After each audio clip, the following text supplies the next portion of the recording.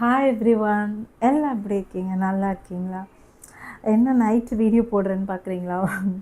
இப்போ தாங்க நிறைய விஷயங்கள் நமக்கு யோசித்து பார்த்து தோணுச்சு. என்னென்னா, என் ஃப்ரெண்டு ஒருத்தி இருப்பா, அவள் நல்லா பப்ளியாக இருப்பா, அழகாக ட்ரெஸ் பண்ணணும்னு நினைப்பா.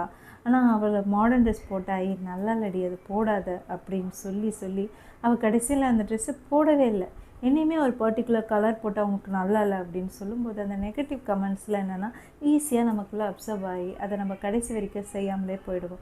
வாழ்க்கையாக இருக்கட்டும், ஒர்க்காக இருக்கட்டும், இல்லை உங்களுக்கு பிடிச்சி போன அப்ரோச் பண்ணுறதா இருக்கட்டும், அவள் செட் ஆகாது, அவள் வேலைக்காக மாட்டாமாச்சு அப்படின்னுவாங்க. இல்லை நீங்கள் பிரேக்கப் ஆகி கஷ்டப்பட்டுட்டு இருக்கும்போது நான் அப்போவே சொன்னேன் அப்படின்ற மாதிரி நீங்கள் கடைசி வரைக்கும் ஃபர்தராக எதுவுமே யோசிக்க முடியாத அளவுக்கு நம்மளை சுற்றி இருக்கவங்களோட வார்த்தைகள் நம்மளை அதிகமாக இம்பேக்ட் பண்ணும்.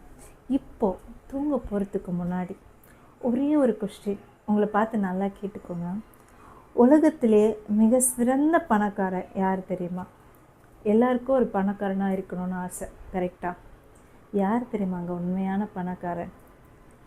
எவன் மற்றவங்களோட வார்த்தைகள், அவங்க சொல்கிற அந்த அவங்க கொடுக்குற நமக்கு பண்ணுற விஷயங்கள் அஃபெக்ட் பண்ணாமல் தைரியமாக சந்தோஷமாக நான் என்ன பண்ணுறேன்ற விஷயத்தில் உறுதியாக இருக்காங்களோ அவங்க தாங்க மிகப்பெரிய பணக்காரங்க.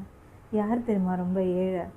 மற்றவங்க சொல்கிற அந்த விஷயங்கள் நம்மளை அஃபெக்ட் பண்ணி அதுக்காக நம்ம எமோஷ்னலாக வீக் ஆகி அதுக்கு ரியாக்ட் பண்ணி நம்மளே ரொம்ப கொஸ்டின் பண்ணி ஓவர் திங்க் பண்ணி, இப்போ நம்ம ஓவர் திங்க் பண்ணின்னு இருக்கோம்ல, அந்த மாதிரி ஓவர் திங்க் பண்ணி நம்ம லைஃப்பை நம்மளே ஒரு பெரிய கொஸ்டின் மார்க்காக போட்டுருவோம். நிறைய தலைவர்கள் பார்த்திங்கன்னா அவங்களுக்கு அப்போஸ் அவ்வளோ இருக்கும், எதிர்ப்புகள் அவ்வளோ இருக்கும். இந்த எதிர்ப்புகள் எல்லாத்தையும் அப்படி ஒதுக்கி வச்சுட்டு அவங்களோட குறிக்கோள் என்னவோ அதில் மட்டும்தான் ஃபோக்கஸ் பண்ணுவாங்க. அவங்களால தான் ஒரு பெரிய லீடர் ஆக முடியும். உங்களால் எல்லாரையும் ப்ளீஸ் பண்ண முடியாது. நல்லா ஞாபகம் வச்சுக்கோங்க, உங்களால் எல்லாரையும் ப்ளீஸ் பண்ண முடியாது. அதுதான் ஹியூமன் பீயிங். ஸோ நம்ம ஒருத்தவங்களை ப்ளீஸ் பண்ணணும்னு நினச்சி அவங்களுக்காக ஒரு விஷயம் செய்யும்போது அங்கே இருந்த ரியாக்ஷன் நீங்கள் எதிர்பார்த்த மாதிரி வரலைன்னா நீங்கள் அஃபெக்ட் ஆவீங்க.